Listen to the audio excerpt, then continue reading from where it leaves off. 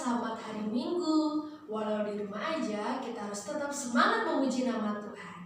Kita mau bersatu dalam doa. Tuhan Yesus, terima kasih Tuhan untuk setiap kebaikan-Mu Tuhan yang Kau berikan sepanjang kehidupan kami. Sebentar Tuhan, kami mau mulai ibadah pada hari Minggu ini. Engkau berkati Bapa di dalam nama Tuhan Yesus Kristus. Haleluya. Amin. Yuk saya undang Bapak Ibu Saudara untuk bangkit berdiri. Kita mau memuji nama Tuhan.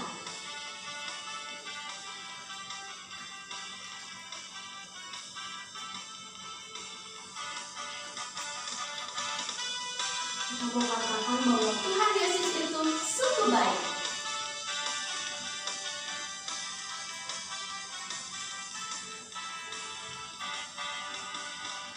Dia mati bagiku, Dia bangkit bagiku, Dia Tuhan Allah penyelamatku. Kuasa-Mu dikalahkan, hidupku dipulihkan, Dia Tuhan Allah kemenanganku. Dia sungguh baik, Dia sangat baik, Yesus Dia baik bagiku. Dia sungguh baik, Dia sangat baik, Yesus Dia baik bagiku.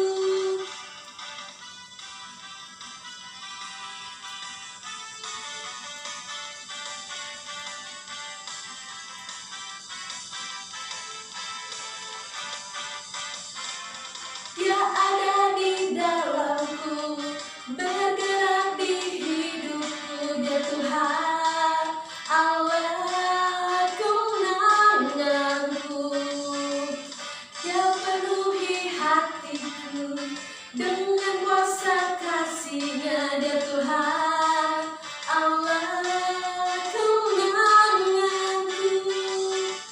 Dia sungguh baik, Dia sangat baik, Yesus Dia baik bagiku. Dia sungguh baik, Dia sangat baik, Yesus Dia baik bagiku. Dia sungguh baik, Dia sangat baik, Yesus Dia baik bagiku. Dia sungguh baik, Dia sangat baik, Yesus Dia baik bagiku. Yesus Dia baik bagiku. Yesus Dia baik bagiku.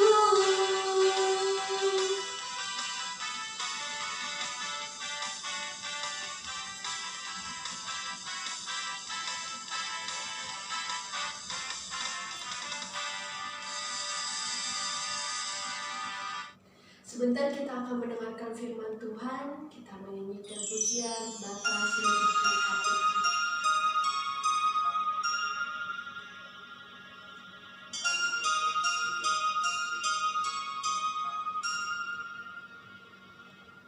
Terserah apa kata dunia, takkan goyahkan cintaku padamu. Tak peduli kata dunia,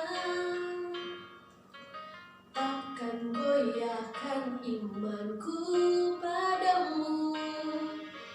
Dunia boleh berkata tidak, tapi kan ku katakannya untukmu. Karena satu hal yang ku tahu,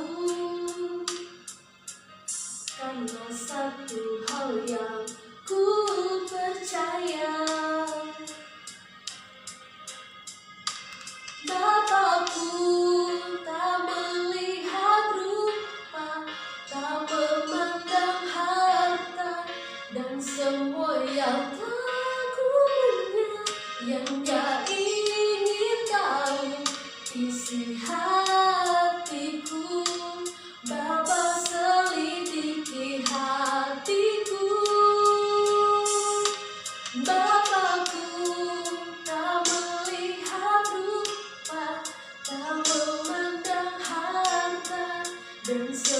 yang tak punya, yang gak ingin tahu isi hatiku.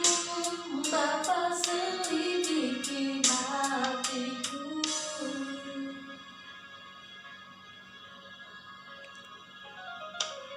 Dunia boleh berkata tidak,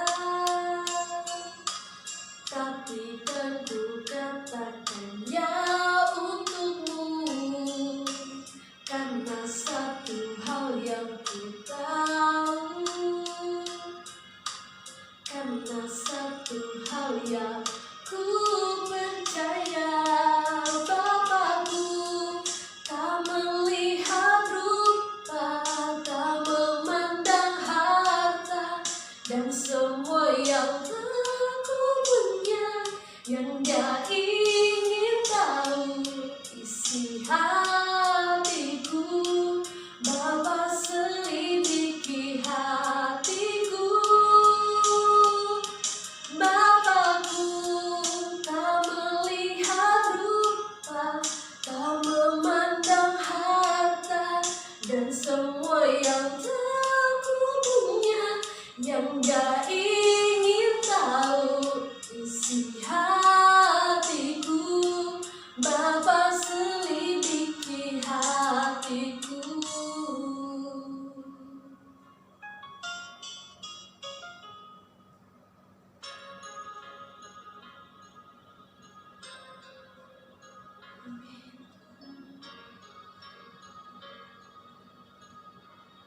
Engkau segalanya bagi kami, Tuhan.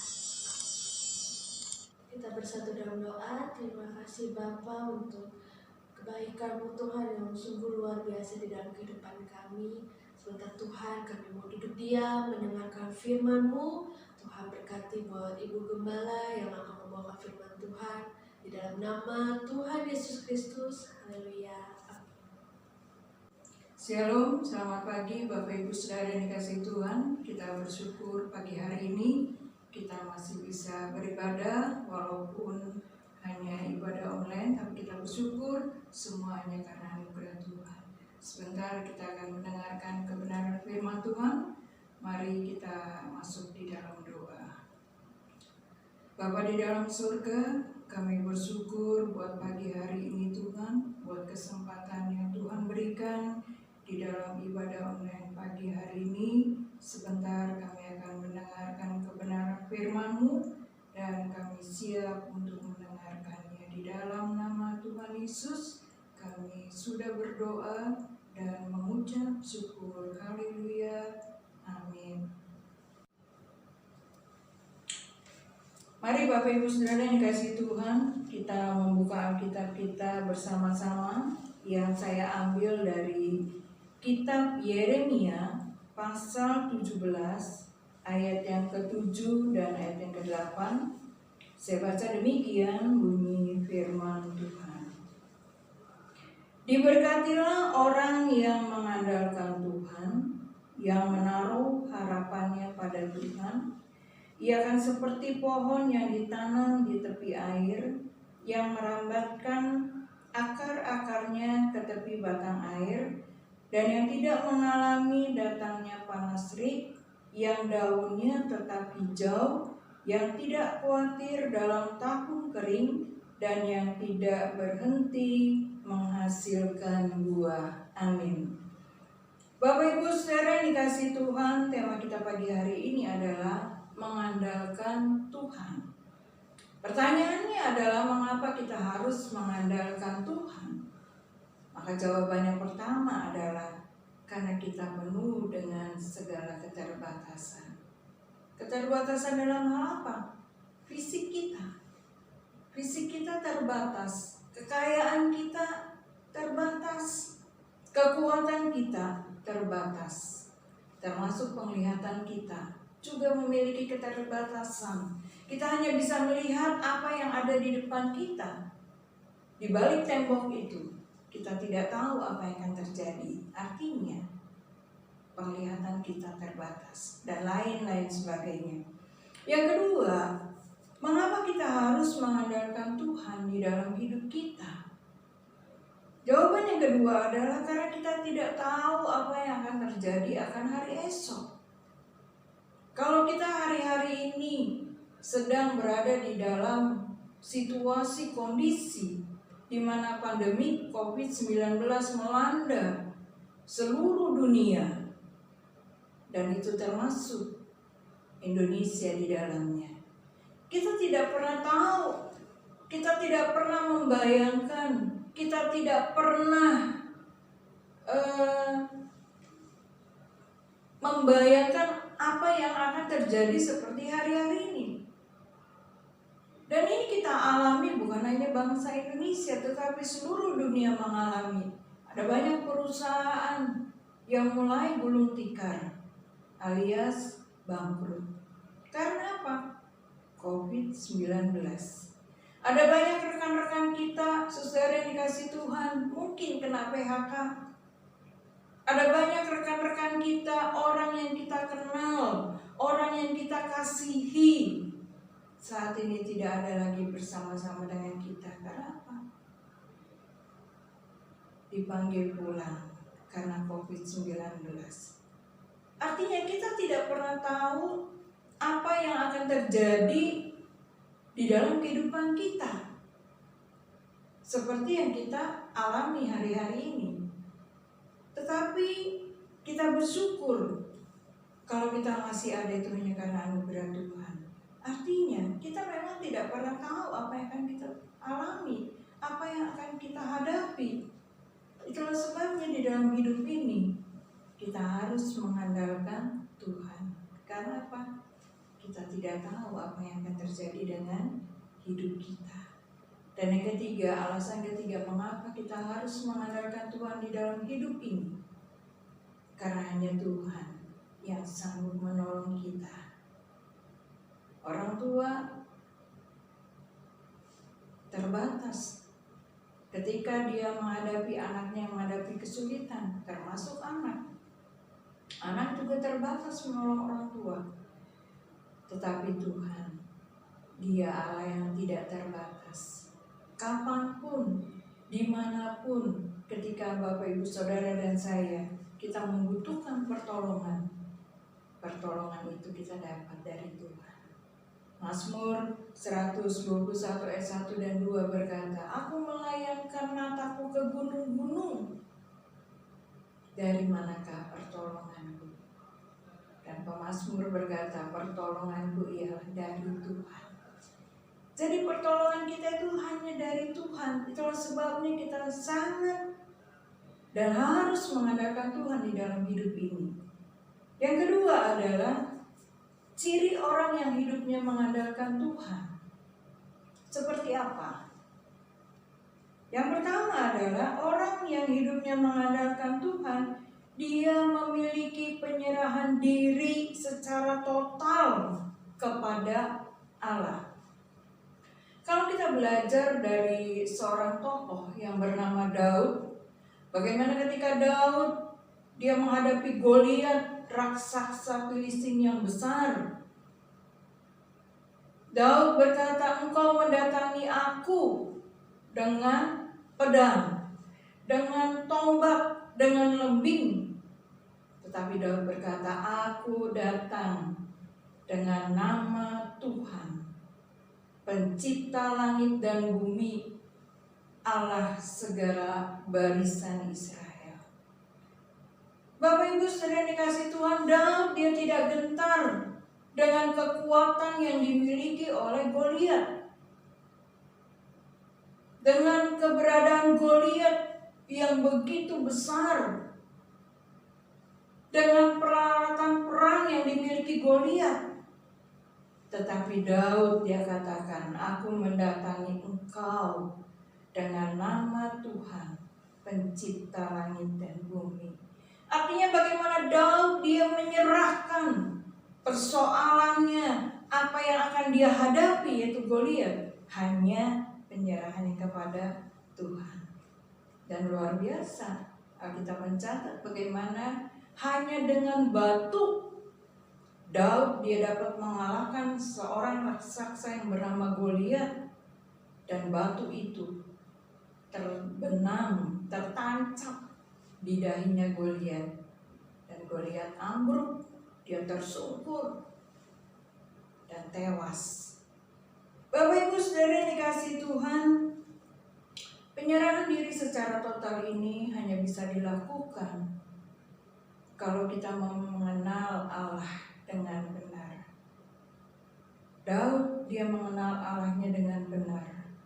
Itulah sebabnya Daud dia begitu mengandalkan Allahnya. Daud dia begitu menyerahkan seluruh apa yang ia hadapi kepada Tuhan. Dan yang kedua, penyerahan diri secara total ini bisa terjadi kalau kita memiliki hubungan yang intim dengan Tuhan. Kalau kita membaca di dalam Alkitab bagaimana Daud dia memiliki hubungan yang intim dengan Tuhan, tidak hanya di saat pagi, tengah malam. Nanti Bapak Ibu Saudara bisa cek itu di dalam Alkitab, khususnya di dalam kitab Mazmur. Bagaimana Daud dia memiliki hubungan yang intim dengan Tuhan lewat doa-doanya. Dan yang ketiga, penyerahan diri secara total bisa terjadi kalau hidup kita dipimpin oleh Roh Kudus. Roh Kudus itu yang akan mengarahkan kita, Roh Kudus itu yang akan membimbing kita, sehingga kita mengerti apa yang menjadi kehendak Tuhan, kita mengerti apa yang menjadi perkenanan Tuhan. Yang kedua, ciri orang yang hidupnya mengandalkan Tuhan, tidak hanya dia memiliki penyerahan diri secara total kepada Allah, yang kedua adalah memiliki kerendahan hati. Ketika Daud dia mengalahkan Goliat dan banyak orang-orang Israel, perempuan-perempuan Israel, Alkitab mencatat menari bersorak-sorai dan memuji-muji Daud. Daud dia tidak menjadi orang yang sombong. Daud nggak berkata, Saul tuh lihat Saul, kan Saul raja Israel. Tapi sekarang coba bagaimana masyarakat, bagaimana bangsa itu memuji Daud karena apa? Keberhasilan Daud mengalahkan Goliat. Dikatakan Saul mengalahkan beribu-ribu, tetapi Daud mengalahkan berlaksa-laksa. Artinya berpuluh-puluh ribu. Artinya lebih banyak yang dikalahkan Daud daripada Saul. Dan itu membuat Saul iri hati kepada Daud. Tetapi dalam situasi seperti ini, Daud dia tidak sombong, dia tetap rendah hati. Dan ciri orang yang rendah hati adalah tidak sombong seperti Daud tadi. Meskipun dia dipuji, tetapi dia tetap rendah hati. Nah, orang yang rendah hati juga dia memiliki ciri siap menerima teguran dan bertobat. Ketika Daud dia sudah menjadi seorang raja, yang namanya manusia tidak pernah yang luput dari yang namanya kesalahan, termasuk Daud.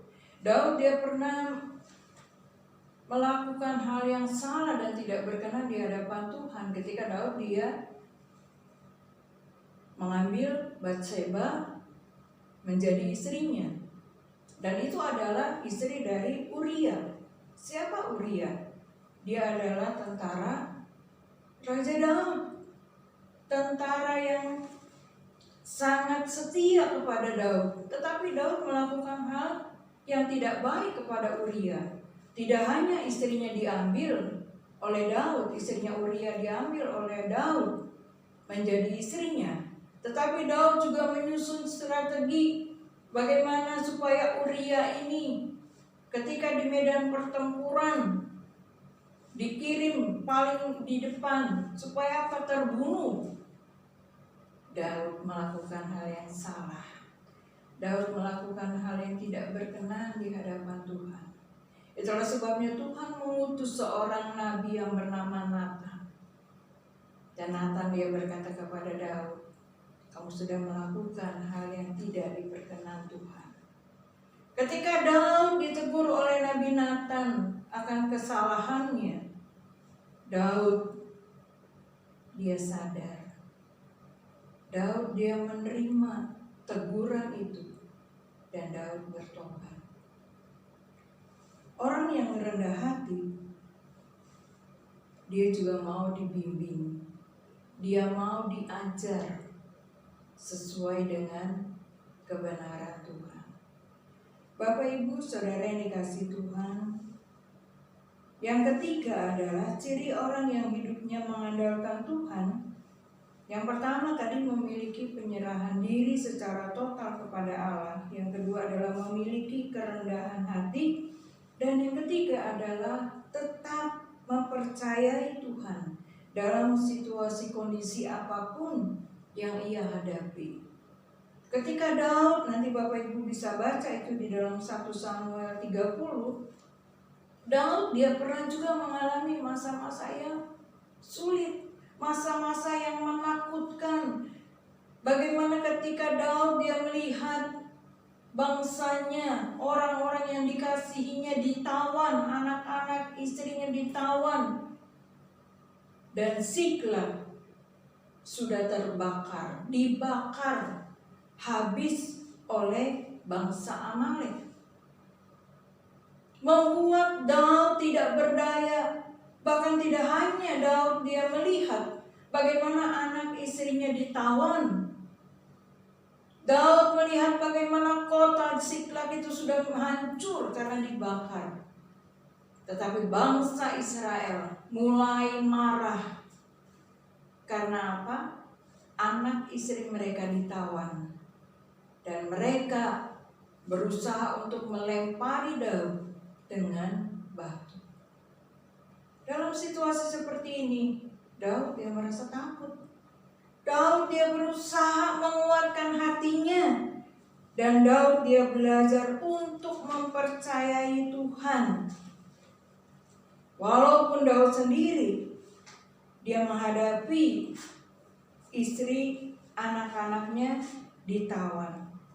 Kita melihat di dalam 1 Samuel pasal 30, saya akan baca demikian.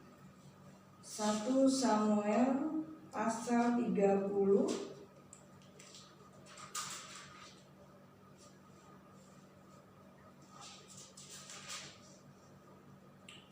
ayat yang ke-6 bagian akhir. Di situ dikatakan kalimat terakhir, tetapi Daud menguatkan kepercayaannya kepada Tuhan. Daud dia berusaha tetap menguatkan kepercayaannya kepada Tuhan. Karena dia tahu bahwa Allah yang dia sembah, Allah yang tidak pernah meninggalkannya. Allah yang dia sembah adalah Allah yang sanggup menolong dia. Walaupun dalam situasi yang menakutkan. Dan kalau kita melihat bagaimana akhirnya Tuhan menolong Daud dalam situasi ini. Nah, mari pagi hari ini Bapak Ibu Saudara yang dikasihi Tuhan, kalau kita mau bertanya kepada diri kita pagi hari ini, siapa yang kita andalkan dalam hidup kita? Terutama dalam masa-masa sulit, kondisi yang kita tidak tahu sampai kapan pandemi corona ini selesai. Karena memang tidak ada yang tahu. Tetapi mari kita mau belajar. Kita tetap mengandalkan Tuhan. Karena apa? Karena hanya Tuhan yang sanggup menolong kita. Karena hanya Tuhan yang bisa kita andalkan. Karena hanya Tuhan yang bisa kita percaya. Seperti Yeremia pasal yang tadi sudah kita baca. Yeremia pasal 17 ayat 7 sampai 8. Orang yang mengandalkan Tuhan, orang yang menaruh harapannya kepada Tuhan, dia akan tetap mekar dalam situasi apapun. Dia akan tetap berbuah dalam situasi kering sekalipun. Karena apa? Mengandalkan Tuhan. Pagi hari ini, mari sekali lagi, situasi yang sangat sulit yang sedang kita hadapi, tetap andalkan Tuhan. Dia tidak akan pernah mengecewakan kita. Amin. Tuhan Yesus memberkati. Mari kita bersatu di dalam doa. Bapa di dalam surga, kami mengucap syukur dan berterima kasih Tuhan buat pagi hari ini kami masih bisa beribadah kepadamu. Kami bersyukur untuk berkat kebenaran firman-Mu yang sudah kami dengar. Dan mari Tuhan teguhkan iman kami, tambahkan iman kami dalam masa-masa sulit yang kami hadapi. Kami mau tetap belajar mengandalkan Engkau, karena kami tahu Tuhan, Engkaulah Allah yang menjadi sumber pertolongan kami. Dan kami bersyukur, kami berterima kasih untuk penyertaan Tuhan di dalam ibadah pagi hari ini. Dan kami tutup ibadah pagi hari ini di dalam nama Tuhan Yesus. Mari Bapak Ibu Saudara yang dikasihi Tuhan, kita mengangkat kedua tangan kita untuk menerima berkat dari Tuhan Yesus. Bapak Ibu Saudara yang dikasihi oleh Tuhan Yesus, pulanglah dengan damai sejahtera. Terimalah berkat dari Tuhan Yesus, urapan dan persekutuan Roh Kudus menyertai kita semua mulai pagi hari ini sampai Maranatha. Tuhan Yesus datang kembali menjemput kita masuk dalam kerajaan sorga yang mulia. Amin.